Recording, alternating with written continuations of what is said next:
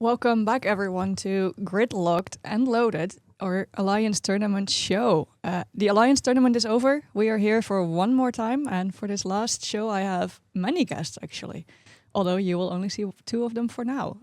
I've brought CCP Swift and CCP Overload. Say hello, guys. Hello. Nice to see you again. It's not like we don't walk past each other in this office multiple times a day, but... No, I saw you right before we started recording this as well. True. Yeah. That's because I just came in. Anyway, talk about the Alliance Tournament and not our office shenanigans. So, Alliance Tournament 21 was won by the Tuskers Co. Yep. Yeah, their third victory. And we were just discussing the third team ever to win 3 Alliance tournaments. They just won 2 back-to-back as well, winning 20 and 21. The only other Alliance that's ever done the three-peat is Band of Brothers, winning Alliance tournaments 1, 2, and 3. So, bad news, Mira. You can't quit now. You have to go for the three-peat. Yep. Yeah, and then of course PL also did some pretty good stuff. I'm told they have a very handsome captain at one point, and then just kind of like a very normal, average-looking captain for the rest. Which one was this captain again? It's hard to say. Legend has it that there's one pilot named Elise Randolph did really good. They put him in a ship that couldn't move, so he couldn't boundary violate, and that was just the key to victory. Solid. Now, Tuskers executed super well this year. Yeah, they actually flew their ships. Yeah, it was a fantastic tournament. Lots of incredible matches, lots of great upsets as well. The Tuskers only dropped 1 match, I think, in the whole tournament, which is in the grand final to Meta, which, props to Meta for taking a match off the champions. But, yeah, I mean, going back-to-back is a tough achievement. PL have done it before. Vidra have done it before. Band of Brothers, of course, have done it before. And our Tuskers have done it. Under the captaincy of Mira, and yeah, like we say, this is their third time winning. PL still the most winningest of all, 5 wins from the PL Alliance. Not for a while, of course. After the great Elise Randolph retired from leading the team, you see, that's what I've been told to say. Was that right? I mean, it depends what type of reality we want to talk about. In the real version of the thing, I was mostly commentating while they were doing all the winning, but in like my version of things, like I was instrumental in some sort of morale. Obviously, the reason why they won. Yeah. Now, from what I've heard and read mostly in the after-action reports that the teams put out, Tuskers was not expecting the win this year. I think any team that goes in expecting to win will get found out. We've seen this before. We'll continue to see this in the future. There's a certain apathy is the wrong word, but a certain entitlement that sometimes you see teams with where they just anticipate that they're going to win and they don't put as much effort in because they think they're better. And going in with the attitude of we're not going to win because we're not good enough, so we should practice hard, is the kind of the mindset that you need to actually win the tournament. And if you look at the Tuskers AAR and the amount of practice hours they put in, the depth of the theory crafting, it's a team that was not expecting to win, but did everything they could to win, and that is a big difference from just kind of expecting that you should win. Now, a good team should expect to win a bunch of matches. You should go into a lot of your matches expecting that you know how to handle this. You still have to then execute on that, and sometimes that's where people can get let down, and the execution comes from practice, and this is really where you see the difference. Yeah, and it is also like incredibly difficult to repeat as Alliance Tournament champions because every team that you face, they are throwing the best team that they have at you. Like, you're always getting everyone's best looks. There's no easy wins. There's no things where you can just kind of like coast on and rest on your laurels. You have to perform incredibly hard at every level. And it was like shaky at the start for the Tuskers. Yeah. Their first match was like, I think it probably scared them awake a little bit. They got close. Yeah, nearly lost their flagship. Yeah. But then so I think that may have had a little something to do with the Tuskers not having their main theory crafter from last year. VLD wasn't part of the team this year. So I think they may have had some shakies in the beginning, but then they got over it and went straight onto winning. Yeah. I mean, luckily they've got a lot of really good theory crafters and excellent pilots as well. So I think losing one theory crafter is not the be all and end all. I've flown in teams with VLD as well. He is a very good theory crafter, but Tuskers are not short of theory crafters. Obviously, as they've proven. Yeah. Now, in second place, we had Meta Reloaded. I think them, least of all, expected to get this far into the finals. Can you tell us a bit about their run? Yeah, so I don't think any of us had them getting this far. A lot of us looked at the team and what they were made up of and their history and so on. Meta Reloaded under that name were new to the tournament this year, but there are experienced pilots in it. I don't think any of them have ever made this deep a run before. Individually, I might be wrong there, but I think they were targeting somewhere around like top 8, and I think we all kind of agreed that was achievable. Most of the predictions had them getting into the top 8, but very few of us saw them making it all the way to the grand finals, and they did it in style. I mean, personal highlight, game 1, grand finals of the Alliance tournament, you're facing the defending champions and you rock up with an undermanned Tinker comp and just ball out. That was incredible. Like, I know Tinker is not necessarily the most entertaining thing to watch, but having the gumption to just rock up and attempt to, I mean, as far as I understand, the theory behind it was Tuskers had a Apex comp that they brought often, which is 199 points. Mm-hmm. And the theory behind this one was if we turn up with an unkillable Tinker comp with 200 points and they turn up with 199, we just have to sit there and win by 1 point. The pacifist run. Yeah. And if it had paid off, that would have been, first of all, hilarious. And second of all, it's hard to kind of counter that. It means you have to change your strategy in a way you've never expected it. Because now we have to think about bringing 200 points every time just in case we get cheesed by this again. Yeah. So And as an added benefit for the Meta Reloaded team, if they had won and had to deal with conquest bans, Yep. they had only lost 5 ships. Yep. Yeah. And even better, the rest of their team could just sit back and relax. You don't have 10 Get a people break. Yeah, you just get a break. Yeah, because they went through the elimination bracket, which is just relentless in terms of the number of matches that you have to play one right after the other. Yeah. It becomes a benefit in a sense because you actually just get out of your head because you don't even have time to think. You just kind of do stuff and go on instinct, which is where the, like, as you were saying, the practice comes into play and stuff like that. Yeah. But that would have been one of the top, like, 3 moments of Alliance tournament history if they ended up winning with an undermanned Tinker comp in the grand finals. Like that's like Thorax Rush against Band of Brothers type story. I Exactly. mean, I still think we can say it was a one-of-a-kind finals because this match went into overtime, which means reverse tie-dye, as we discussed in an earlier episode. Yes. Yeah. Is this something we've ever seen in finals? Not in finals, not in like the grand final stage, not in the best ofs. We have seen it in regular during the tournament matches. And the last time we saw it, if memory serves me correctly, would be Alliance Tournament 18, I think. I think that's right, yeah. It's we're- been a while. Yeah, so it doesn't happen super often because, especially since we've gone to 200 points, because the chances of you being tied on points towards the end of the match, there's less permeations of killing things. When everything was very standard points, you could kill a couple of things and you'd still be on the same points. But now if you kill the same couple of things, you're going to be on different points just due to the granularity of it. But essentially the way the tiebreaker works is when it hits 10 minutes, if you are tied on points, whether that's full points or 5 points left, doesn't matter, the game goes into overtime, which is a 5-minute period, and you play basically till the end of it or until one team has been wiped out completely. But I think it's every minute or every 45 seconds, I can't It is remember every exactly. minute. The time dilation factor, normally time dilation slows the game down. It goes the opposite, it ramps it up. So it starts out at 150%. So everything's moving a little bit faster. Now, great news for those of you watching. We grabbed a replay of this, so let's just take a look at it so you can see how fast things go as tie-dye ramps up, or reverse tie-dye ramps up. We're at 350% tie-dye right now. This is a ridiculous amount of tie-dye. Everything is so fast in the arena. I've never seen cruise missiles firing faster than this, but oh boy, I do think there's a good potential for actually these golems to break with this sort of setup. We're seeing some damage now actually swap over to a Nighthawk. That might be a little bit of a squishier target. It probably is. It is starting to rep back up, but there, we're getting to the point where like the player reaction speed is going to start struggling. This Nighthawk is actually burning very, very quickly. 25%, 34%. It's bouncing up and down. I hear them just yelling in the other room right now. No, absolutely incredible. And again, I think the biggest problem is these golems cannot apply while those damps are cycling off on them. The Nighthawk is going lower and lower into shield. I could imagine this Nighthawk is about to go down entirely. It's mid-armor.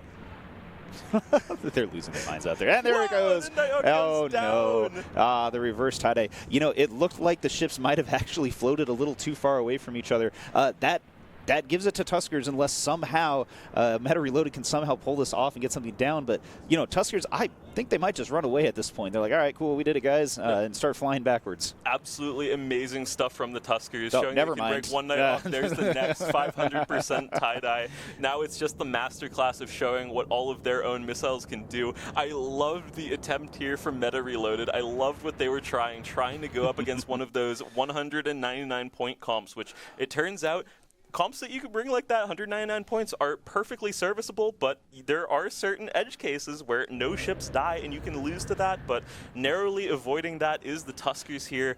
Wow, yeah, what a first match. And Meta Reloaded is going to be cleaned up now, because remember, 1 minute is actually more like 6 minutes, or somehow math works. They're going to start taking everything down. Massive shout out, Tuskers showing that, hey, they can handle the fringe case that we never thought we would see. Losing the Golem here, the Scorpion is probably about to go down the fastest you've ever seen a Navy Scorpion drop in the Alliance tournament at 750% tie-dye. Somehow surviving for a little bit, but it's about to just drop unless they've completely stopped shooting it, which maybe that's the case here. But just absolutely wild start of the match. I'm sure the desk is going to have so many things to say about this. Yeah, and we're going to just pass it directly over to them to enjoy themselves talking about that one. I know I enjoyed it. I think you did too, despite how slow those Tinker setups can be. What a crazy one for match one. Stay tuned. That is absolutely crazy. The ship's like moving around like pinballs, missiles firing at like crazy speeds. Cruise missiles looking like rapid lights. Yeah. I mean, have you ever seen a ship get deleted so fast? Not in that type of setting, and not a ship that's that tanky either, right? Remember, Tuskers spent 10 minutes trying to break one of these ships. And then, The cool thing about it is, like, although that's 5 minutes of real time, that overtime period is, it's actually something like 18 minutes of gameplay time. So, like, because things are speeding up, like, things are churning faster and faster and faster and taking, like, more of the time. So, effectively, they played, like, a 28-minute long match. Not many people have ever played in these matches before, like with the reverse tie-dye. I actually played in one in Alliance Tournament, I think 13. I experienced a reverse tie-dye match myself as a player, and I'll tell you, it's stressful because like you have a certain like rhythm in your brain of how fast things do this on the screen, like for the modules, And how fast suddenly you they start click. doing this, and then suddenly they're just going round and round, and it's just things are moving so fast. You pretty much have to be told stop moving your ship, because if you're going, let's say like 1,000 meters per second, and you're in 750% time dilation, you're actually going to cover like 7.5 kilometers every second. So you can very easily fly out of the arena before you've even noticed. And Or heat run out of management- charges. Yeah, run out of resources. Heat management goes crazy because things like overheat so fast. It is absolutely bonkers. And yeah, to your point, Lumi, that's exactly what we saw happen. Like the Meta Reloaded team, they didn't think to bring 28 minutes worth of cap charges Who does for that? a 10-minute match. Yeah. Like you just don't do that. Well, I mean, shout out to Tuskers for recognizing what was going on, because if I know what happened correctly is they switched to their sort of lower damage, less useful ammo, because they knew they were going to have to just keep pressure on them. And then they kind of burned through that before they got into their better ammo towards the end, where they knew that heat management would be harder, tank was running low. And yeah, once a tanker starts to break, it really does break. But like I say, it was an exciting match for us, especially in the studio, because Moderator put 200,000 channel points on the Tuskers. Oh, yeah. I remember this. Yeah. And was jumping up and down when he didn't lose all of his points. There was a lot of screaming involved, too. Yes. Yep. It was yeah. I just love the fact that they brought it. You know, Yeah. like regardless of whether it worked or not. I love the fact that they were like, yeah, let's do it. That's a confident team as Yeah. well, right? Like to see that scenario play out and be like, yeah, we'll just take this. Let's do it. I really, really like that. And it was definitely cool to see their tournament run. They just kept winning. Like I expected them to drop a match here or there, and they did get sent down to the elimination bracket, but like they just still kept winning. And I always felt, at least to me, they always felt like a little bit underdoggy the entire time. Mm-hmm. And so it was very, very cool to see that team go really far. And then our top 4 was rounded out by Evasive Maneuvering and Psycho Kids. Yeah, so Evasive Maneuvering have, again, a couple of really experienced pilots. They've been around for a while as under that name, but this year in particular, they inherited a couple more really talented pilots. A bunch of us predicted them making a pretty deep run. Yeah. So I wasn't surprised to see them get that far. They flew really well. They're sort of a good example of an execution team. They always fly really well. They have really good pilots. And yeah, just super nice to see them get this far again. Yep. And then, of course, Psycho Kids, they were just powered by Kissy Kissy Meow Meow the entire time. And we can go to that now. A 45-minute endless loop Of Kissy Kissy Meow Meow. Yeah. I am mildly traumatized by this, so let's just So kind of I didn't move actually on. hear it until after the tournament because I was always on the desk and there's no sound of the adverts on the desk. We can't actually hear them because it would come through when it comes back and stuff. There's no sound on our monitors. So everyone was all talking about this. You all were talking about this. It was only after the tournament I actually sat down and watched it. I was like, oh, I get it now. Oh, so this is what they're going on about. Yeah. Now, the top 4, though, is not the only teams that made it to prizes, and more specifically prize ships. Those went to the top 16, right? Yep, that's correct. Yeah, we've fairly recently in the tournament, but I think this is now... Swift, it's been like 5 years. Yeah, that's there's 21 of these recent. things. That's Yeah. fairly recent. Where I mean, there was one point where only like first and second place got prizes, and then we've slowly been dropping it down for more teams to let them be a little bit more competitive, let them get some rewards in there, and hopefully build a tournament team and a following without having to just like throw money into a pit, right? Yeah. So it is really, really cool that these prize ships get to go to the top 16 teams. Yeah. I mean, there's more of them in existence Yeah. as well, which means you're more likely to see them out and about because it's not just like one or two groups hoarding them. People will still always speculate on these things, but there's a big difference between like 25 of something existing and 150 of something existing, and people will take them out and use them. And I always like to see both them being used and also when they die. Yep. And these pilots in particular, the ones that do stuff in the Alliance tournament, they're the ones that are kind of like crazy enough to fly these on TQ and not just keep them as collector's items. Yeah. They'll go out in space and do unhinged stuff with them. Yep. Now, specifically for these pilots and pilots maybe looking to buy one of these amazing AT ships, we've shared some of the stats during the broadcast. We had a really great graphic for it.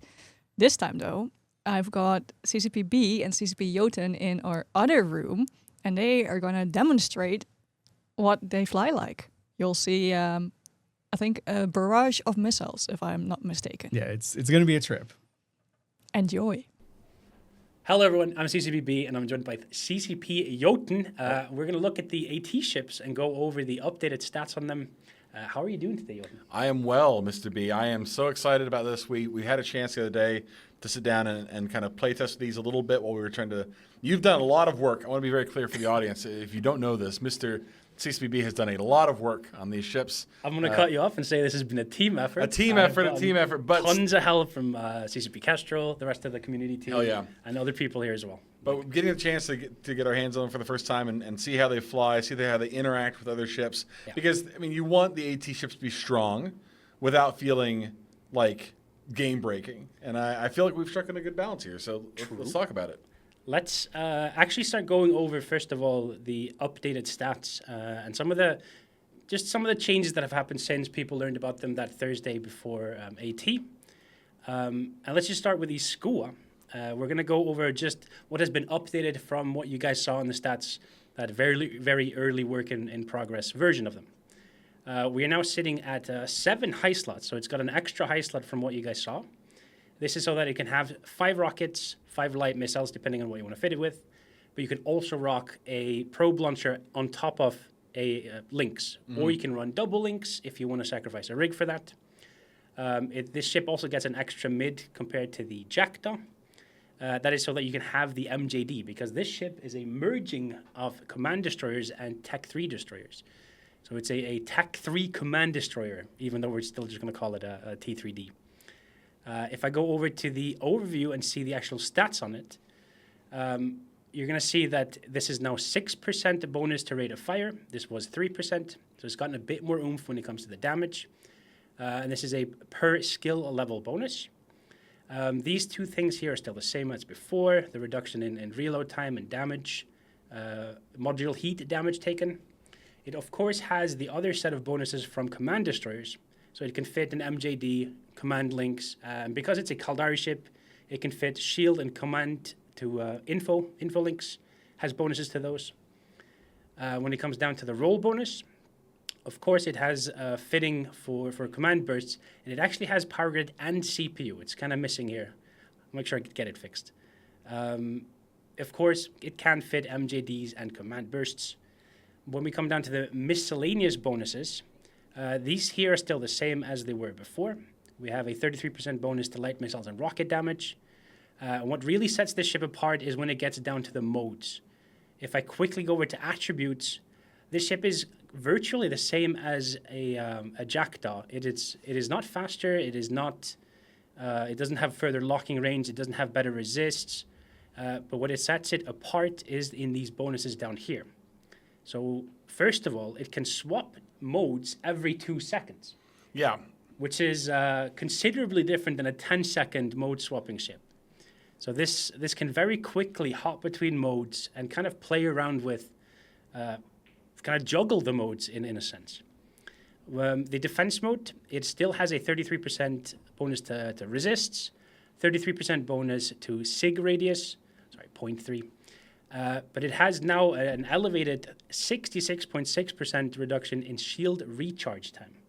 So the idea behind this ship was to make kind of a, if you guys remember the regen swivel from back in the day, which was kind of a pain in the ass to kill, I wanted kind of a Jackdaw on crack with a regen. Yeah. But also the focus primarily is going to be on rockets with the ship, not light missiles. I'll go a little bit in that, I'll talk about that in a moment here. When it comes to propulsion mode, this has been adjusted as well. This was a bonus to velocity on the ship.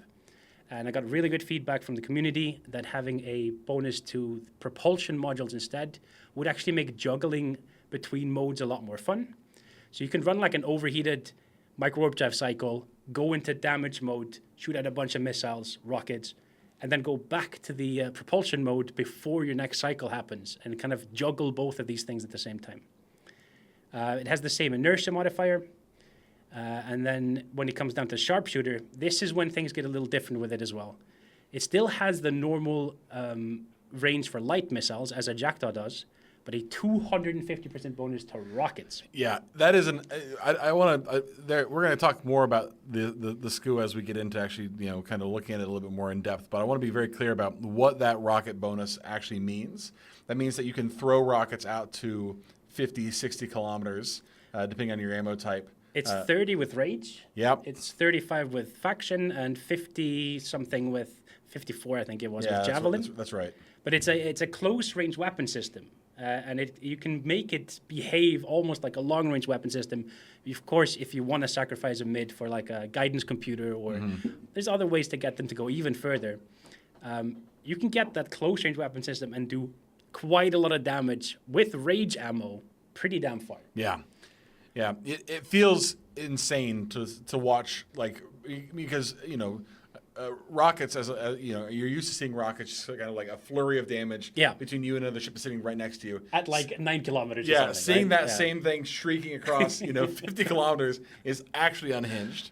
We're going to showcase it a little bit later. We're actually going to undock in some of these and have a little bit of a powwow and like shoot each other. But let me just finish going through these here. It still has the same bonus here to damage. It already has the higher rate of fire. And then the same bonuses to center strength and resistance against being damped and weapon disrupted. So it shares a lot of the... It's kind of more of a TAC 3 destroyer than it is a command destroyer. It doesn't get like a micro-updraft sig reduction. But it is kind of like this amalgamation between these two types of ships. And I think it's going to actually be quite a bit better than what people saw that Thursday before AT. Yeah. I got a lot of good feedback from people. And I'm very happy with the current place of where the Skua is. I think this it's a little monstrosity, especially when we go and look at a couple of fits later. We're going to look at some of the regen fits. Of course, regen is kind of an interesting thing. I want the ship to feel in a way where you could potentially just buffer fit it and then just go to defensive mode to active tank with your regen bonus. But it's going to be a tricky one. Not a lot of people are going to trust that part. Some people are just going to want to fit this with a normal like shield wrapper and just fly it normally, so to speak. But don't sleep on this bonus here. This is a pretty cool one for regen if you like sacrifice your rigs for it And instead of using snakes, maybe use nirvanas. There's all kinds of ways to get that number, that regen number, to be kind of nuts. Moving on from here, we're going to look at the Anhinga real quick. So if I pop that open, if I quickly first go to the fitting tab of it, this ship now has an extra mid compared to what you guys saw. So it's an 874 setup. And of course, we took off the turrets, which the Naga has, and instead this is bonused to missiles. So it has 8 launcher hard points. The reason for giving it another mid is, again, with the feedback from the community, having only 6 mids and having it be so reliant on the MJD in the third mode. We'll get a little bit in the modes in a second. The ship really should, by default, have an MJD on it. And I don't want players to look at this ship and go, actually, I just want more tank and I'm going to kite it normally. Mm-hmm. You'll see later why, in my opinion, an MJD is going to be like a must-have on this ship. Yeah. When it comes to the attributes, this has been elevated a little bit. It's a little bit faster. It's got a little bit less mass, better inertia.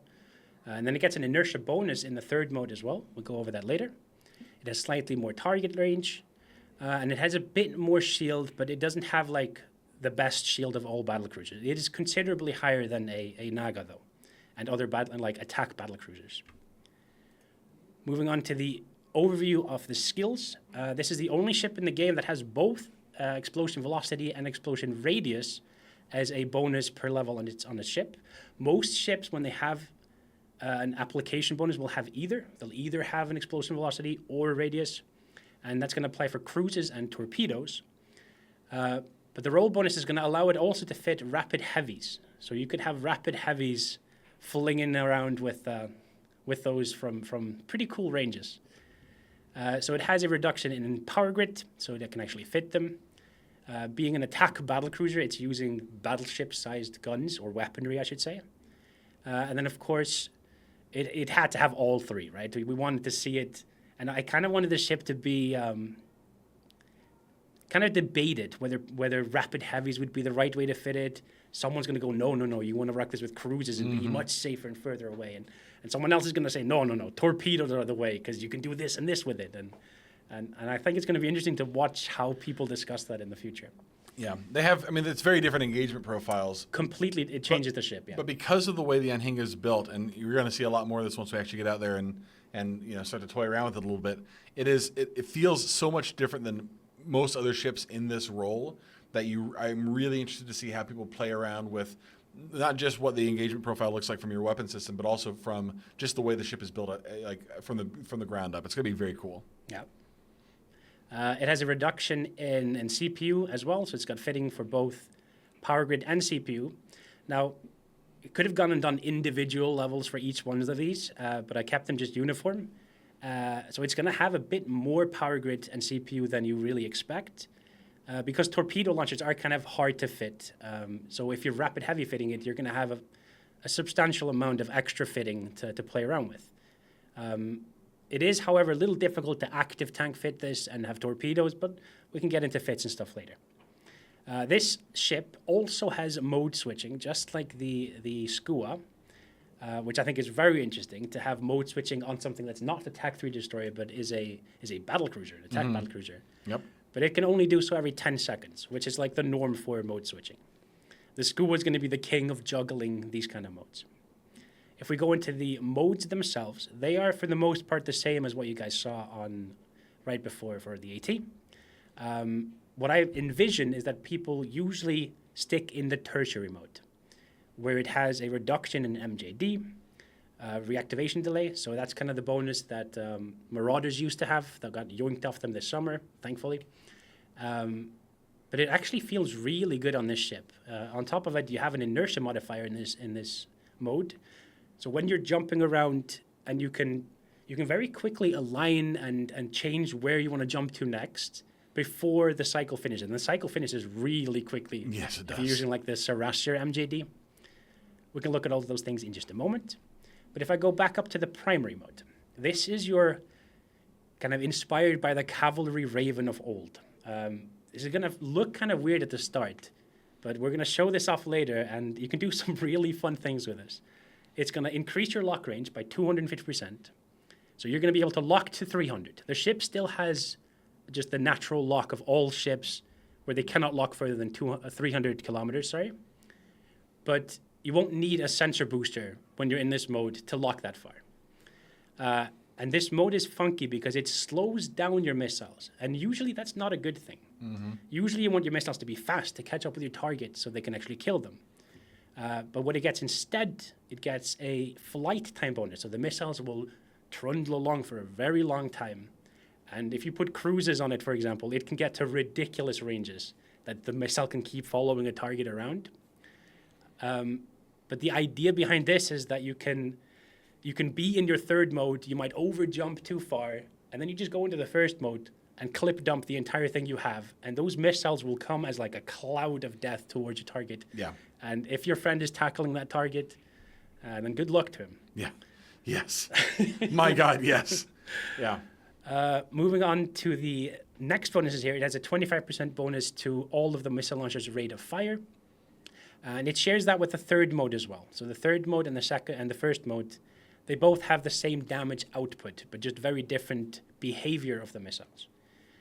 If we go to the secondary mode, this is kind of the polar opposite of the first mode. The idea behind the ship was not to kind of make it just a big jackdaw where it would have a defensive mode, where it could move, like be tanky, and a propulsion mode where it could move around. Instead, it changes the behavior of the missiles and how they act in a fight.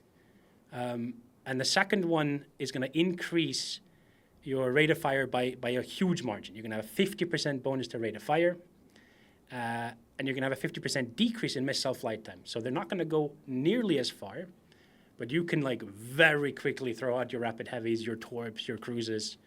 But just keep in mind that your range is going to be much, much, much shorter. It's kind of like the brawl mode. Mm-hmm. Not that I see people often, like, I don't expect people to often use the brawl mode, but some baller is going to jump on someone and just torp him to death. Well, I mean, it really is like a mag dump mode, right? Like, yes. If somebody's within range of you, that either need to get them off of you quickly or get them, off to Valhalla quickly. Yeah. That is the mode that you'll use if you're within range. Or when you're panicking because you just got pointed and scrabbed or something. And you gotta put out some damage quickly. This is the way to do it. Yes. Now moving back to the tertiary mode, the third mode here, this is the one, like I said, that I expect people to sit in for traveling around in this ship for the basic normal fighting. Because you have an inertia modifier, you're going to be getting quicker into warp with this mode. But the MJD bonus is really what this mode is all about. It has a 50% bonus to velocity to all the missiles, to heavy missiles, cruisers, and torpedoes. And then the same rate of fire as the first mode, 25%.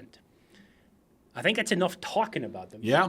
I think, should we showcase them in space where you sit in them and we have you maybe skirmish around with me? Trying some things out. Yeah, let's give it a shot.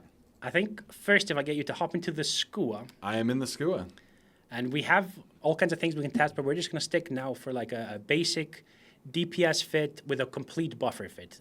If someone wanted to really push into the regen part of this, they could go for like regen loads, but I really don't see anyone wanting to mess up their whole capacitor and damage output that way. But I wanted there to be a sweet spot in between where hopping into defensive mode would make sense. Jötunn is also going to be rocking Nirvanas for this fit, so he's going to be very tanky. And keep in mind the ship gets a resist bonus on top. It also gets a reduction in SIG. So he's going to be a small, tanky, regen-y boy when he's in defensive mode. If we look at his damage output, if we just pop into Rage, he's going to be putting out about 500 DPS with Rage, and they're going to reach to 30. With Javelin, he's going to be hitting out to, if I'm not mistaken, 54. I need to actually drag the missile. 53. And then of course, his damage is going down quite a bit because Rage ammo gets that close range ammo bonus, right? Yes. In propulsion mode, without any links, without any drugs or anything running, it's going to be going 3600 hot.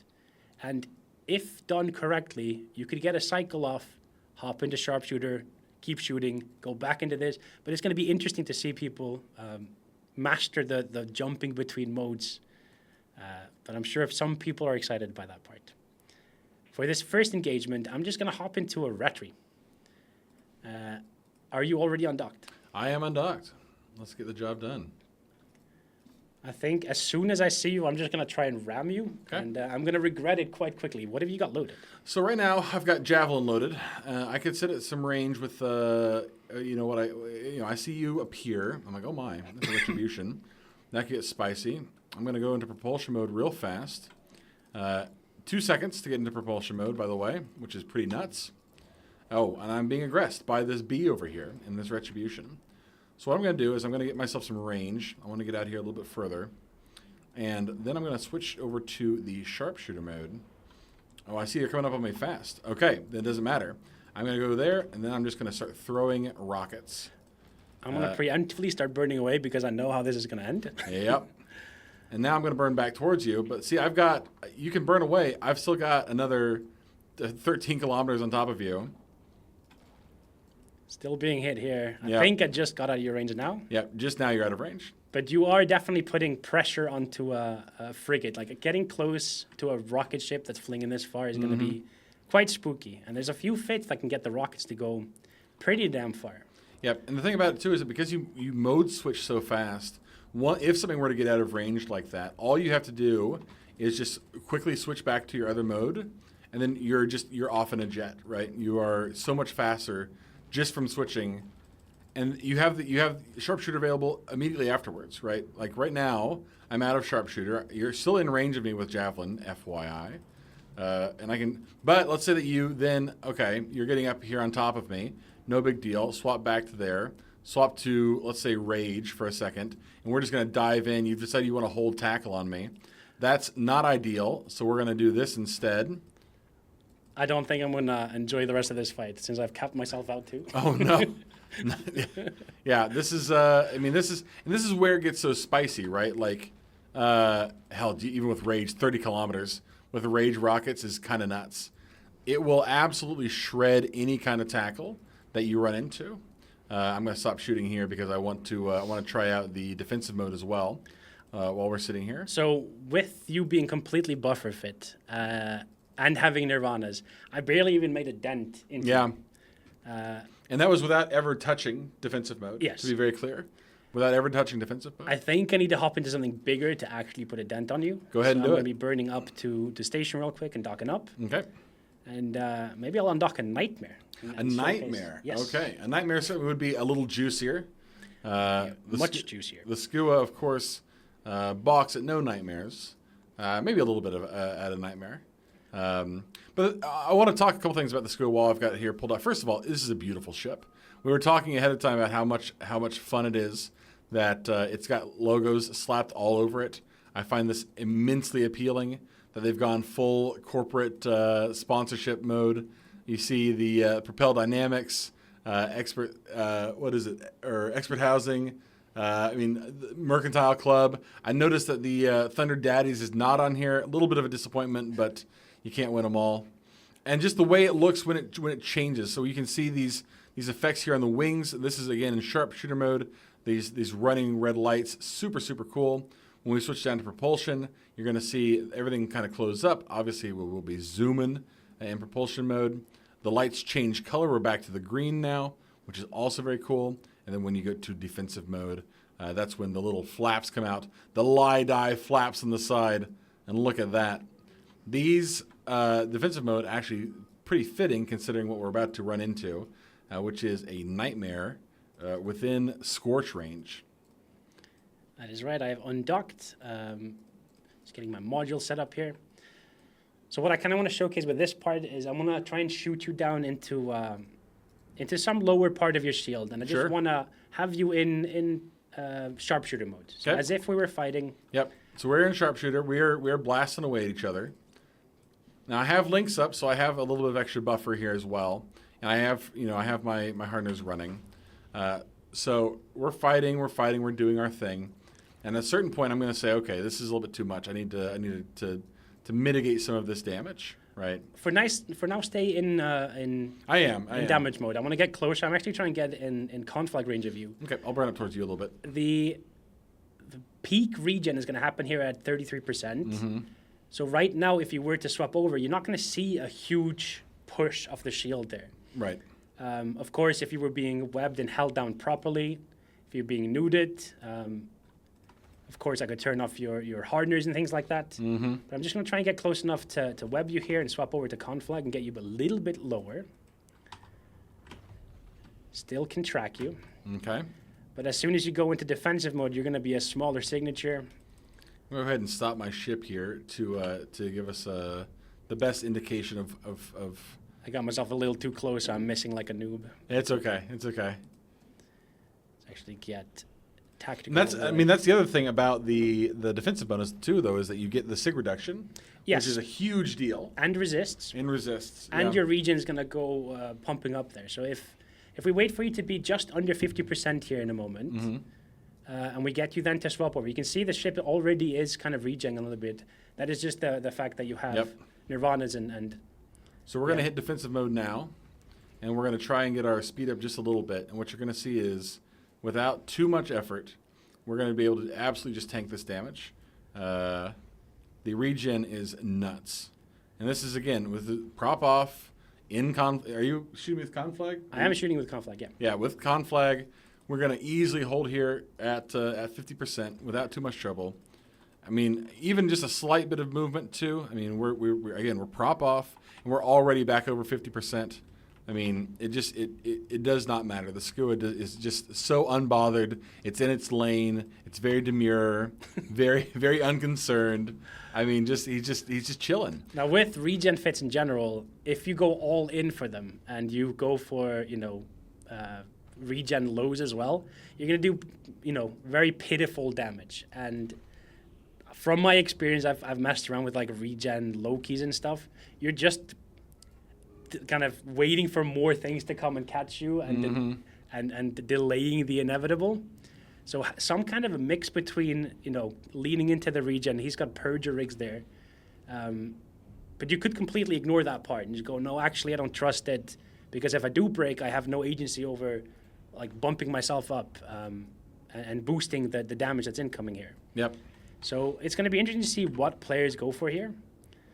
And I'm actually really excited to see the first ones to die. How are they fit? What do they go for? Well, it's funny too because this fit does not have, and we're not showing off any of the like micro jump field generator tech. No, that's the other part. The fit that you're in is like a triple extender fit with 2A this is types full tank. Yes. So of course I would expect that players probably want, maybe a point on there, maybe a cap booster, maybe an MJD to make use of that. One more thing that I think is super cool about this. So we're obviously you've got me tackled, you've got the grips on me. I can regen comfortably back up to almost full shield. Yeah. And I'm not hitting you now because your sig is too small as well. And then I just swap back to sharpshooter until I get back down under 50%, just to try and put some pressure on you. Sharpshooter mode in this, I mean, I'm still doing a ton of damage here up close with Fury, or with Rage rather. And then we're gonna there we go. We're gonna swap back over here. I think I'm gonna try and break you this time. Okay. So the fact that you're now lower than 30, if I keep breaking you even further down, you will be effectively broken, so to speak. I don't think I'm actually gonna pull it off this time. I think I might be going a little bit too far. Well, pushing you down under 30 there for a moment. Yeah, the newts hurt. I mean, once you get your hardener shut off, you're in a bit of a tight spot. Yeah, this will definitely break me. So it isn't unkillable. It is not unkillable. But it definitely puts up a cool little fight. Congratulations, Mr. B, on being the first person to kill a Skua, by the way. On the test server. Doesn't count. Doesn't count. But I think the big brother of the Skua has something to say about this. That is true. Yes. Let's go. Let's talk about the old big brother of the Skua here real fast, because the Anhinga is a totally different bag of bones. We're gonna rock the rapid heavy Skua or Anhinga to start. And before we do that, I need to swap pods. So look away from me real quick, Mr. CCP Convict, who's doing this edit. I'm going to do myself a favor and just unplug everything all at once. No big deal. For reference, we are just skirmishing around here in a Pulse Nightmare to showcase this off. What we're hopefully going to do now is get you to MJD a couple of times and just showcase what it feels like to MJD around the station a few times and what that agility feels like. Yeah. Could you go into propulsion mode or the tertiary mode? Tertiary mode, of course. And could you open or show info on the MJD just to show people the cycle time and the reactivation delay? I absolutely will do that, CCPB. If you'll give me just one moment, we're going to take a look at this real fast. As we undock here in our Anhinga. I also do want to add that the VFX on the ship are not ready, even the hull is. So you're not going to see any shiny lights on it yet, but there are some things still being worked on. Let me rearrange my modules here real fast, get this all sorted out. So I wanted to, we kind of touched on this a little bit earlier, but as cool as the Skua is, and it is great, the Anhinga really is a totally different monster. We're going to go to tertiary mode here real fast. And what you're going to see, and you touched on something that I thought was interesting earlier when you mentioned it about wanting that extra mid slot so that people would feel like they're not forced out of having a micro jump drive. I think that's important because you go from having what is effectively a normal battle cruiser to the fastest ship in the game by average speed. We can pull up here too real fast. You're going to see the activation time of this micro jump drive is 9 seconds. And the reactivation time? And the reactivation time is 15 seconds. Yes. That is Basically, you're ready to jump again. Yep, I'm ready to jump again. In fact, we're about to jump. We're going to jump way over here. We're already ready to go. We're just zooming around the grid now. I mean, and this is the thing that's so nuts about it is that you really, the whole grid becomes now very small for you because you don't have to, especially now that you have this quick align too, you can align to some spot you want to go to. By the time you're finished aligning, you're almost done. You've got 2 seconds left in reactivation. We activate again, and now we're away. You'll take a little bit longer to align if you're prop modding at the same time too, which I expect people would be. But you can essentially just MJD, if you don't have your prop on, completely U-turn and jump back to where you just came from very, very quickly. We're going to get out here just a little bit because what I want to do is we're going to show off the primary mode, if that's okay with you, Mr. B. I think that would be just fine. I do think you should probably do it from, how far can you reach with the missiles that you currently Well, we're going to find out. So currently, I can shoot out to 95 kilometers with Nova Fury, which is a respectable distance for Rapid Heavy Nova Fury. If I switch to primary mode, suddenly my range is now 463 kilometers, and that changes things quite a bit. So we're going to sit here at 200. Before you start shooting, could you check the velocity of the missiles if you just open up your fit? I would love to do that. Because, of course, the missiles are being slowed down a considerable amount. Yes. Let's do let's do this, and we're going to do the just show info, I think, on just the charge, right? Yes, on the missile itself. Yep. Yes. Maximum velocity is 4,300 meters per second. So it is considerably slower, but at the same time, what you can do with this, if you were fast enough, you could now burn towards me from the range that you're at. Yes. And dump the entire clip. Yes. I think we should just have you do that. I think I just want to do that. That sounds like a lot of fun.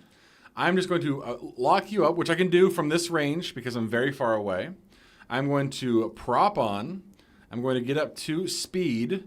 And then we're just going to empty this entire rapid heavy clip as we're burning in. Now, obviously, the catch here is you want somebody to be holding your target down, right? Yes. You don't want somebody if you're alone doing this, I just warp, right? Yeah, you just warp away. So we're going to start mag dumping here. And what you're going to see is really interesting, which is that all these missiles, they're not too far ahead of me. They're just going to start to clump up in this big wave here.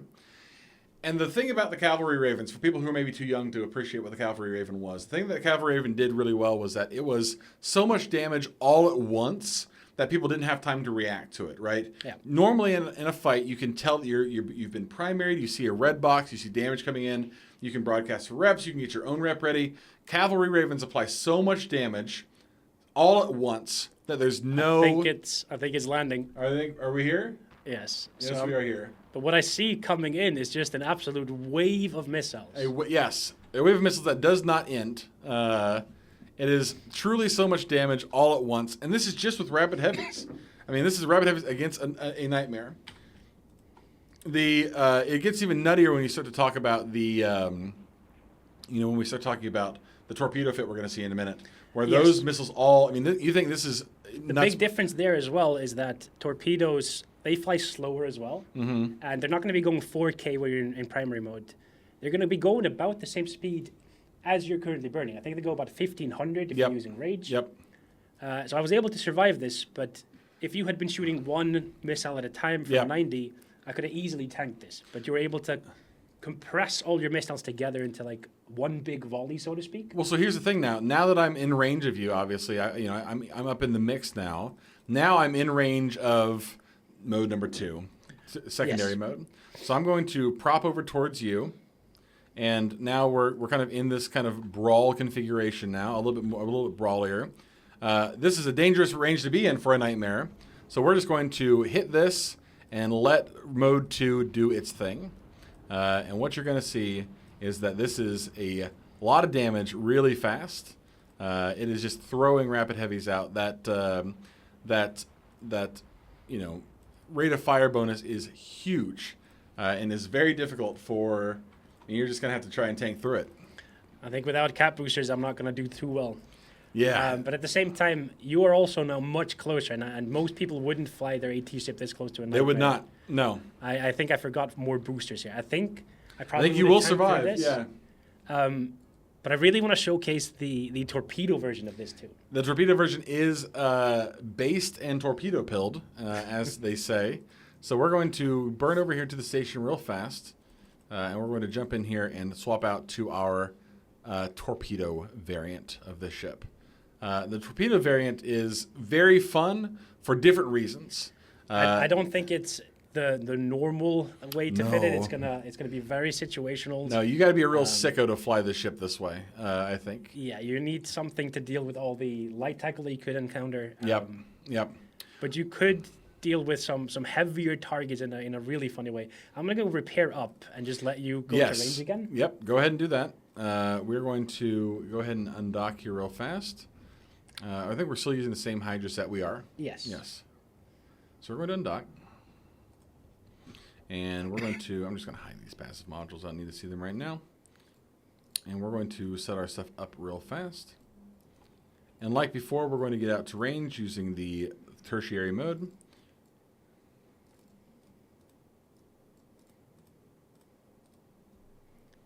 How far do you reach? So my currently it's 49 kilometers with Nova Rage. If I swap to primary mode, I am shooting out to 239 kilometers with torpedoes. With rage torpedoes. With Rage torpedoes, They're going to 239 be going kilometers. way slower. Much slower. In fact, let's find out exactly how slow they're going to go because we want to match speed too, right? So we're going to see here. They go 1,500 meters per second. So what I'm going to do is when we get going, I'm going to set my speed at just under 1,500 meters per second. And then we're going to do some fun stuff. So let me get out here a little bit further. I'm going to try and take a bit of an angular path here. We're going to go over like this way.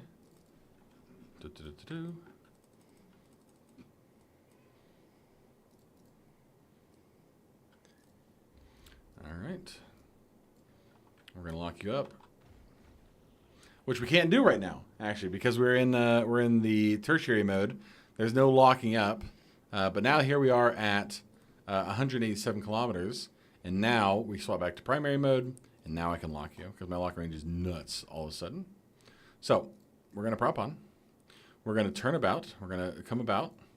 We're going to go up to, we're going to sit right at like 14, let's say 1502. I'll put us just ahead of the missiles. All right, how we do right underneath it? Let's do like 1450. There we go. So 1450. So these missiles are only going 50 meters per second faster than we'll be going at this speed. Okay? We are at 150 kilometers. We're going to shoot the missile, and then we're just going to watch. Let me go a little bit faster than this. Right at 1500. For general usage, most, if not every ship is just going to easily outkite a ship that's shooting at the range. Marauders that are bastioned up won't if they're sitting still. No, they certainly will not. We actually tested like shooting capitals for the memes with this, and it was kind of funny to see how much damage you can get into like one big volley doing this. It is. I mean, and this is the thing, right? Because like what this is now is all this damage just kind of clumping up in one spot. So when it all applies, it's going to apply at once. And unless you are, I mean, absolutely primed and have the buffer to tank through it, there's not much you're going to be able to do. And I think we should be getting here pretty close to you before too long. I can see them slowly trundling over. Yep. We are making our way downtown. The last time we tested this, the effects of torpedoes specifically flew past first. We'll see if that happens again. I was going to say, it did like this weird kind of like about face maneuver. Because the missiles, they should be kind of around where you are, depending on how fast you were flying here. This almost looks like a doomsday of sorts. It does. It feels like a small version of the Leviathan Doomsday. Yeah. So you're going to see the missiles kind of go past him. I think this is a visual thing. I think we're now seeing. Well, actually, because here I am now on top of you. And the actual damage is going to happen because they're actually all... Well, yep, okay. Well, there goes. That's so fucking crazy. So the actual missiles, for some reason, visual, it looked like they were a little bit ahead of it. I'm not sure if that's a thing we need to look into.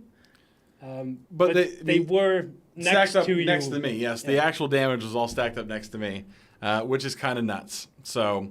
I mean, and that's the thing is this is maybe a little bit unpractical, right? Because yes, this was kind of a meme to show this off, but I just wanted to show because you can find ways, and you can find ways to get yourself kind of more balled up with the other missiles as well.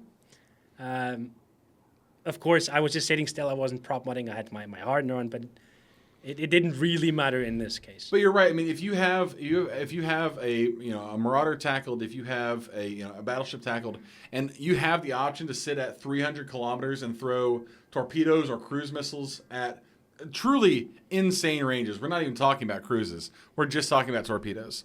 I mean, you're talking throwing torpedoes at ranges that they cannot even start locking you from that range. That is a powerful tool, one way or the other. Of course, in a real scenario, if you're burning at me like this in a straight line, and I'm a marauder, you just gotta fucking kill me. I'm just gonna shoot you and start. But like, there's scenarios where you could have fun with this type of a mode on the ship, but it's kind of like the extra mode on it. The main way to fight in this ship is going to be in the third mode, which I really hope that you guys who won these ships are going to enjoy playing around with. I think that's going to be it for us showcasing these off. There might still be tweaks to these before they come out. I cannot speak to exactly when they'll be on TQ and handed out to the winners and the people who were in the top 16 teams. But as you can tell, the most of the functionality of them has been implemented, but we still need some VFX on them. We need to do some QA on them as well. And we hope to get them in your hands as soon as we possibly can. Hell yeah. I hope you've enjoyed looking into this. CCP Jötunn, thank you very much for checking these out. Thank you for having me, Mr. B. Appreciate it. And I think these are going to be a real riot. We talked a little bit yesterday just about how different they are from like last year's AT ships. These two ships, I think, are trying to do two very different kinds of things. Yeah. And I think they're going to be a lot of fun. I think we'll forever live in the shadow of the Raiju and the Leylabs. Yeah. And they'll always get compared to those, whatever comes out. But I truly hope that you guys find this an interesting set of ships to win. And I look forward to seeing what you guys do with them. That's all from us. We'll see you guys next time. Bye-bye.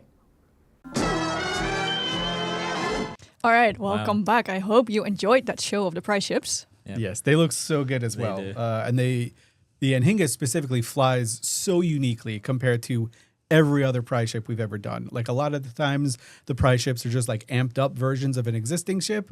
That's like 15% better, 20% better, or a combination of two like hybrid bonuses.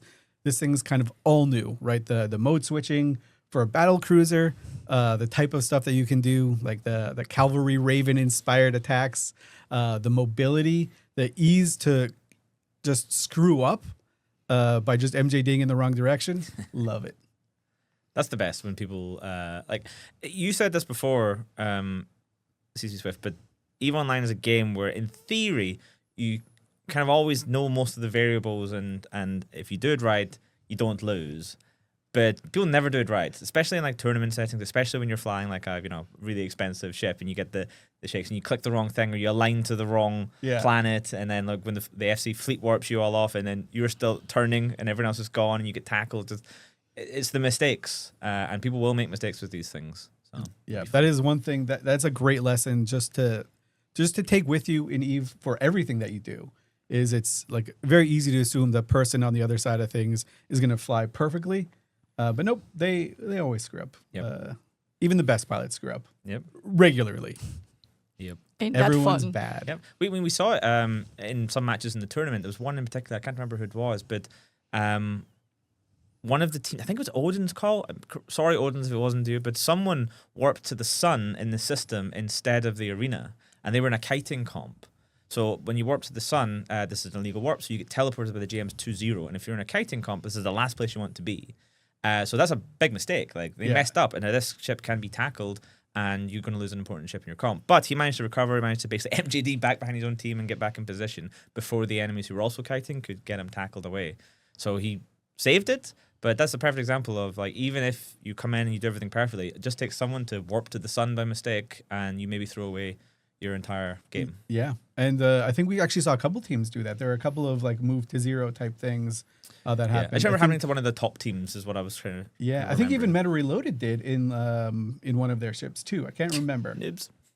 Just online tournament runners up noobs, big noob, big noob. Nobody's energy actually good at this game. No. Yeah, but I mean, it's like there are so many factors of stress and things that are going on in your mind. You're thinking about, oh, what am I going to do next? What am I going to adapt to? What could they possibly have? And then you're just like, oh, click sun, happy, warp. Ah, shit. Oops.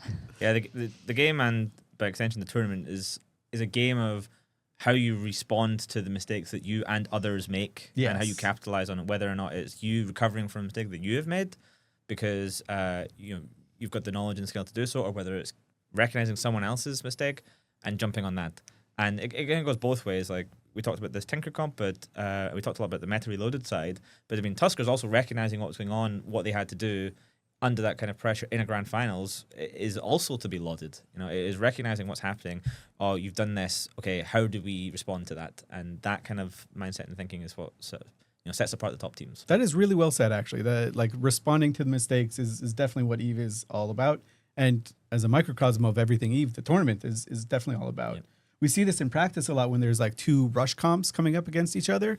Generally, the first one that rushes in is the one that ends up losing because the one that's kind of on defense can react to what's coming in. And these guys are incredibly talented, so they make generally the right decisions, and they're able to adapt and kind of dismantle the incoming damage and the team itself. All it takes, though, is like the hyena to web the wrong target for like a couple of cycles before he realizes, and then you're tackled, and then your team loses. Yep.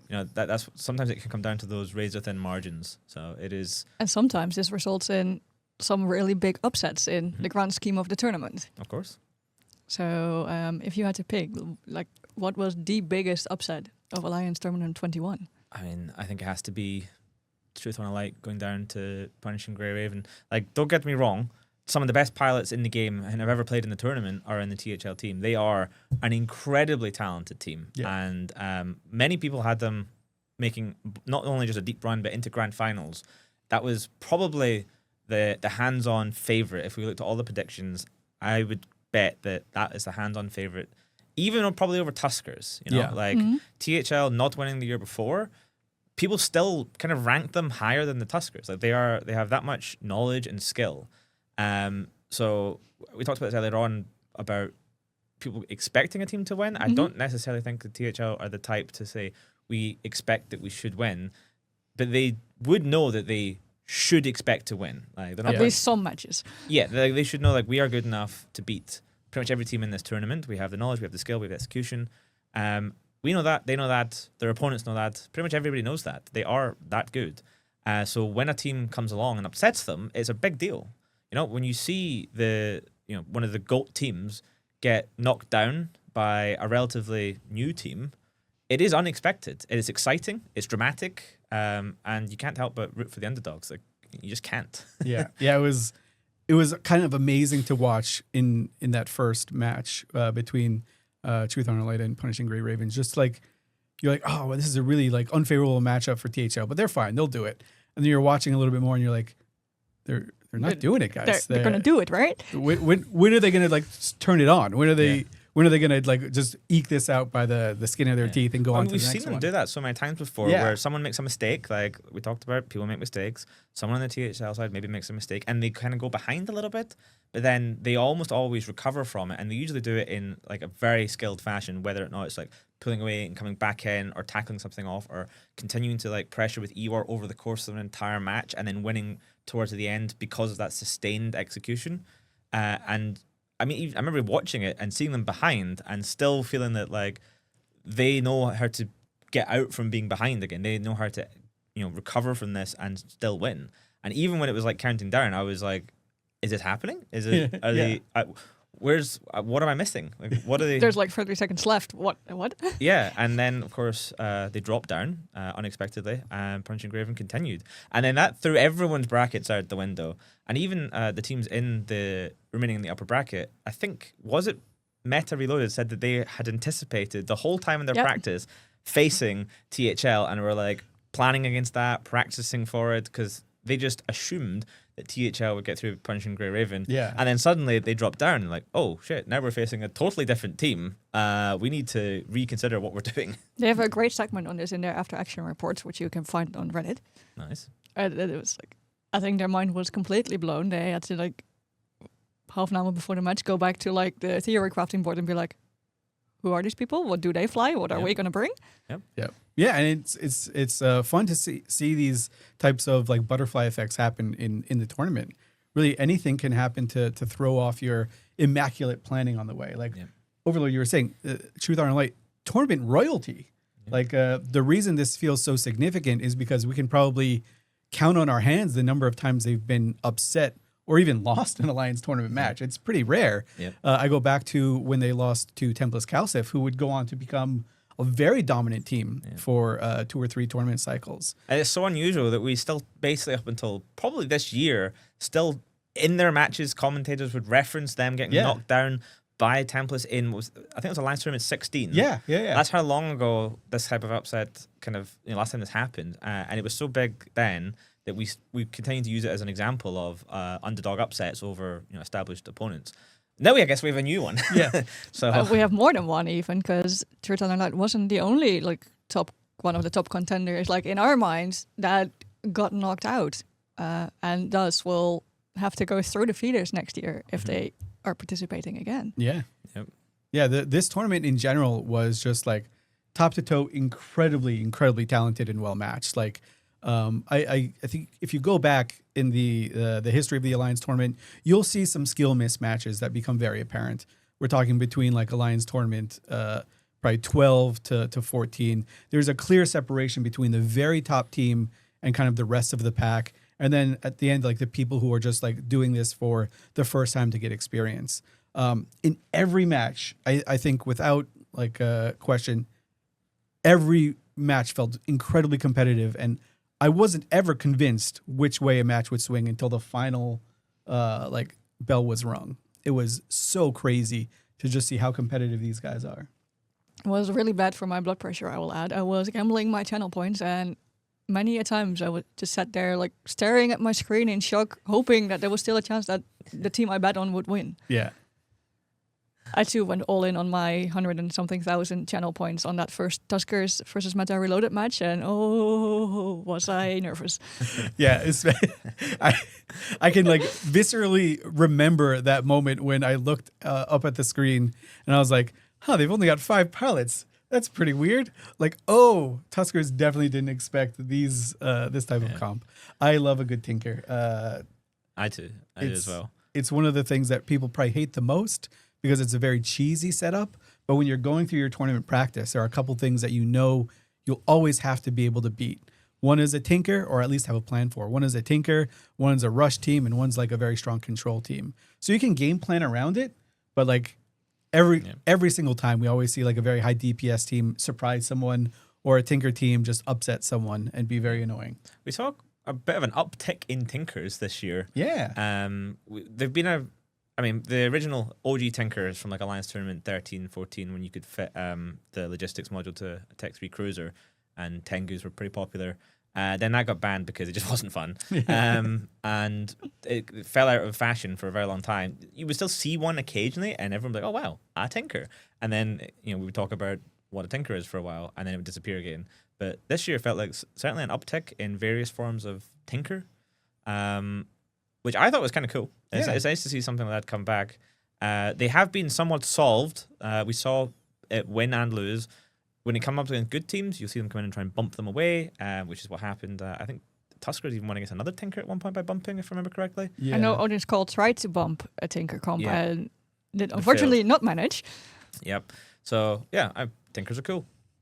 You're wrong. And people who just said, no, they're not. Yeah. There's a lot of people saying, no, you're not. Yeah. And I'm talking directly to you. But I agree with you. Tinkers are really neat, and they might be very boring to watch, but they're like very interesting to execute, right? There's a lot of moving parts there. There's like a weak ship. There's definitely a strategy going forward through them. Like you generally want to take out, I think Black Bar Pirate was saying this on the desk, go for the link ships because those things are buffing everyone. And if you can get one of those out, then you might just be fine. I think Meta gave both Blackboard Pirate and Nova Terra Ren the best match in this Alliance tournament. Nova, a well-known Tinker enjoyer, and Bart, for like the first time in a few years, back on the commentator seat, just having to sit through these 10 minutes. 15 minutes. Yeah. They said it was great, by the way. They had a lot to talk about in the first 10 minutes, and then obviously when reverse tie-dye hit, everything. Got to talk it's, faster. Yeah. It just becomes a spectacle. Yes. But this wasn't the only fun thing that happened. I asked both of you before the show to look back at your favorite moments, and I believe it was you, CCP Swift, who mentioned an Odin's Call versus Desync match. Oh, that match was so back and forth. It was like I was talking about before, all the matches that like just seemed to be very, very close. But this one in particular, with two incredibly talented, like seasoned teams. Odin's Call, also great adverts. You didn't need sound for them. They work without sound. But If anything, Odin's they were Call- better without sound. But yeah, the Odin's Call adverts are some of my favorites. So shout out Odin's Call. You do it right. But that match was so back and forth. And what I loved about it is that neither team like gave up or panicked or just like thought that it was over. Everyone was fighting to the last like fraction of a second to just try and get that win and progress through the tournament. And having been playing in a tournament that is so hard to do, like the mental fortitude you need in order to not get like overwhelmed with despair or frustration or just like, shit, I wish I could just like go in a time machine back for 15 seconds and change what I did, change my heat management, change my target calling, change a little bit of this. Just to stay in that moment and execute. It was so cool to see. And both teams did phenomenally well in that match. And it sucked that one of them had to lose. Like that's... It is how it goes, though. Yeah, that's how it works. There's we only can't one give, winner. Can't give winning trophies to everyone. I mean, I agree. That was definitely one of the most exciting matches to watch. It's one of those ones where it swings back and forward, and that's exciting. It truly is. And I recommend going back and watching that match anyway, just like, I don't know, link in the description. Can we do that? Link in the description. But other matches where you look at the score and it's like 200-0. Some of those were just like very precisely flown, where like the win chance or the points is kind of like a hockey curve. You know, it's like nothing for 9 minutes, and then it just when it starts to collapse, it starts to go. And some of those can be just as intense, if not more intense, because you're on a knife's edge, and you know when you start to lose something, it starts to fall apart. And keeping it on that knife's edge while putting pressure on the other team can be so difficult. When you then get one of those matches where both sides are actually losing stuff, your comp is starting to become incoherent. Like important ships are starting to be missing from both sides. So it becomes even harder. You're not just focusing on doing what you're supposed to be doing for 9 minutes and then breaking them.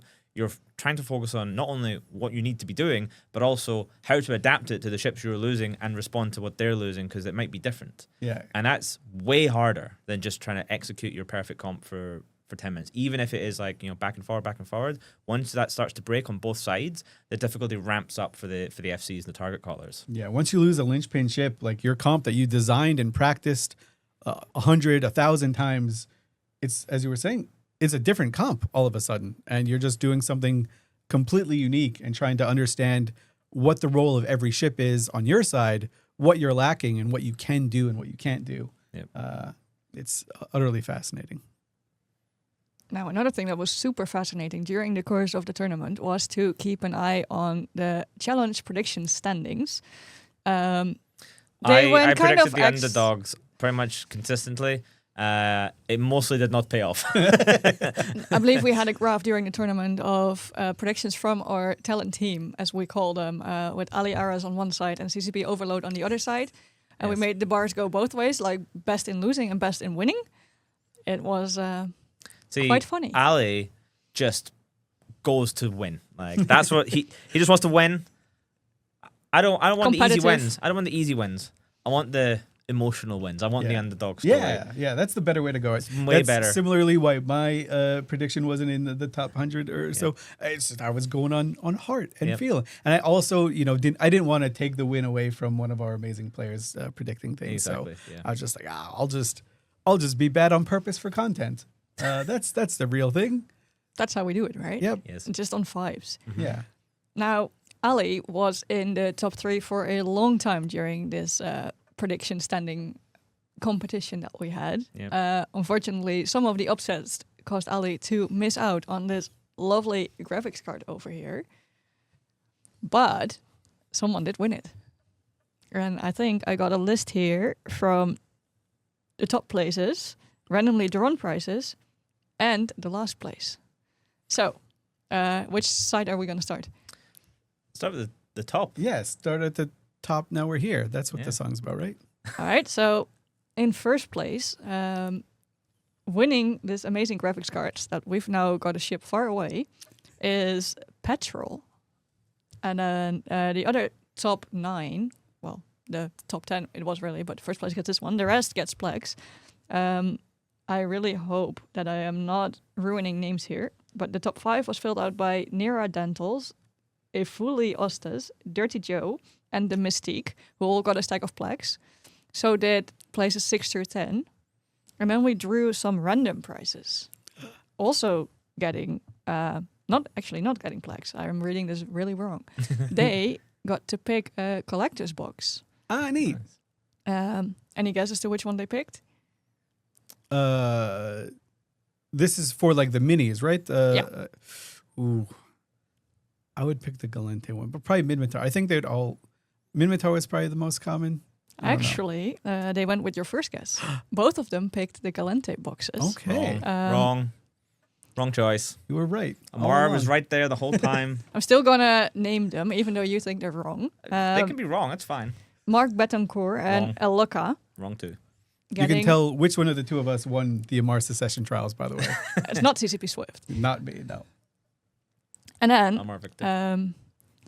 we didn't really announce that we were going to do this, but I mean, we've got to, right? We have to do something fun for the last place. Because, like, getting everything right is a skill, but getting everything wrong is a skill too. It takes the same amount of talent, really. Yeah, it really does, if you think about it. Like, if you went in and said, I'm going to actively aim for last place, you have to be just as correct with the predictions, essentially, as the person in first place. Turns out Lawrence Utama is really good at that. Yes.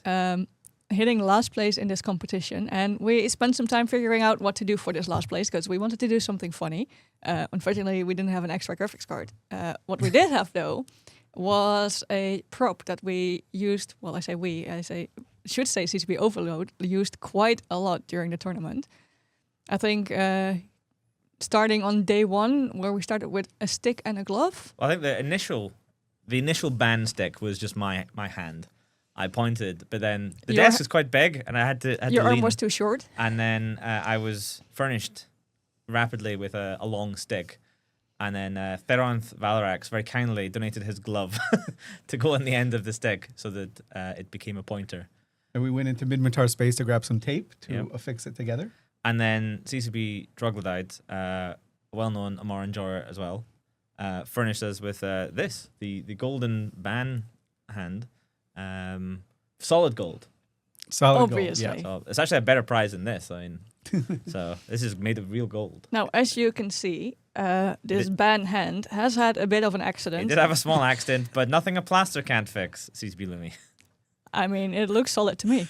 It's because it's solid gold, but solid gold is very soft, as you know.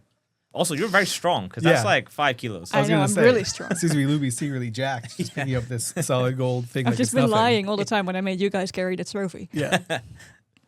Yeah. But so, yeah. So the person in last place is getting Lawrence, the ban, yes. getting the ban hand. And my tip for next year: do your predictions, pick who you think is going to win, then do another set and just flip them and delete the first set because clearly you're very good at being extremely wrong. So just do whatever the opposite is of what you think you should do. That's my tip. No. That's actually really good advice. Just do the opposite of what you Are think. you going to take your own advice? No, I'm always going to pick the underdogs. I'm here for entertainment. Yeah. Rooting for the underdogs. Yeah. Let's go underdogs. Is that THL next year? Yeah, I I think guess so. Or so. Test Alliance. They're both Test is ranked back. the same. Oh, Test is back. Tested well. Got 30 Until points. they got jinxed by CCP Jötunn. Yeah. I mean, Yeah. they can take out with him. Yeah. Yeah, he was. We have a big test dyno as well that CCP Jötunn quite enjoys. He was taken to, but apparently it's cursed. So we It have is to, now. we have to spray. We have to cast that in solid Yeah. gold. I did enjoy when we were watching it, and then CCP Jötunn was doing his summoning. And I'm we were not sitting sure what watching he it, was and I was looking chanting, at it but- on the screen, and I turned to you, CCP Swift, and I was like, "Do you think he realizes he has 12 minutes until the match?" It turns out he did not. He did not realize there was that long a break between the two things. But he thought he would once be you up start there. chanting, you got to can't finish stop chanting. Yeah, you got to commit to it, which he did. He did. He did, twice. and that's why they lost. The curse was more powerful. Yeah. Oh, for sure. Sorry, test. That one's on us. That one's on CCP Jötunn. Yeah. Don't Thank put it you. on us. We were not involved in this in any way No, it's It's whatsoever. true. It was not. It was neither asked for nor condoned, but it was done. Now, with that, we have reached the end. The actual I believe end. also, I'm pretty sure, Lawrence, you're not only getting the golden ban finger. Be careful, if you touch ships with it, they just get banned. So don't be too loosey-goosey with it. But I believe also you're getting a certificate of authenticity. Is that right, CSP Convict? CSP Convict is nodding very proudly in the corner. So you're getting a full certificate of authenticity. And it will be signed And it by will be signed. both CCP Overload, the main user of the band stick, and CCP Troglodyte, the designer of the band the hand model. Yeah. Might not be Yes. his hand, I don't know. I haven't checked. Maybe the glove doesn't fit. I mean, it is quite the small hand, and I know I've got small hands, but I'm not sure if there's. It's just far away. Well, for you, yes. Now, on that note, I'm still not ending this episode, by the way. I was just going to make a little bridge to the future here. I see, yes. Because Alliance Tournament 21 may be over, but Anhinga Game 7 has been announced. Yes. So for those tournament enjoyers among you guys, sign up. Rules will be announced soon, TM, as soon as they finish discussing them, I believe. But also for the people watching who have now been infected by the tournament bug, I would say. These smaller tournaments, and I say smaller, but Anhinga Games is gone pretty big at this point, are a great way to get started with tournament play. So join their Discord or find them on the EVE Online official Discord in the tournament section. And just ping Sothrusel Or whenever their you want. At Yeah. any time. He told Any me to tell time you of that. day. He told me to tell you that. Specifically Obviously. at the most inconvenient times. It's not inconvenient for him, is what he Yeah. said. But no, the CCP Lumi is right. This is the best way to get into the tournament scene without having to like really devote a lot of time to the Alliance tournament itself. It's very, very casual friendly. I mean, obviously the people who are competing are quite good, but they do open up to basically all skill levels. And this is the best way to kind of like start your training montage, right? Like and at this least is, get some experience. yeah. It's also a great way to get into like commentating and being an analyst as well. If you liked what you saw in terms of the production, the commentators, the stats, the graphics, the actual sort of like camera work in game, the people on the desk, anything like that, there's people doing that. And if you think I could make those cool shots as well, then, contact Sothrasil and volunteer, because they're always looking for more people to help out. It's especially a great way to get into casting matches and sort of talking about Eve to thousands of other nerds on the internet. It's super fun, and I highly recommend it. Yep, this is how we source the talent for the Alliance tournament as well. Yep. It's from these player-run tournaments, and it's as Overload was saying, a great way to kind of break into the scene, whether you want to compete or just cast or be an analyst. And or if there's one of the be a current ref. talent staff who you'd really like to cast a match with, let them know, and maybe they can make it happen for you. Yeah, 100%. That's the best way to do it. I mean, I've had people reach out to me in the past and ask to basically practice cast matches with them, which I've done. We just jump on a Discord call, play a match, a replay. Just do a bit of practicing, because sometimes people want a little bit of feedback beforehand, which I think is super cool. So, yeah. And most of the analysts and casters will be more than happy to help out with that kind of stuff as well. And that's really good for putting together a little reel to apply to be a caster, not only for things like the Anhinga games, but also for, if you wanted to do the Alliance tournament. I know some people have got positions on the Alliance tournament crew before based on essentially recorded casting of other matches rather than any live ones. It's not unheard of. So definitely plenty of ways to get involved. Without a doubt. And Wow. it's super fun. So as you can see and hear, there is plenty of stuff to do now that the Alliance Tournament 21 is over. You don't have to rest. You can still be involved in tournaments. You do not get to rest. No, is back to the actually- gulag. Back to the Gulag, Yeah. everyone. Yes. Resting is for weaklings. I think that is a great sentence to end the show on. Resting is for weaklings. Thank you all for watching the past few episodes and joining us while watching the live stream of the Alliance Tournament. We had a blast. I hope you did too.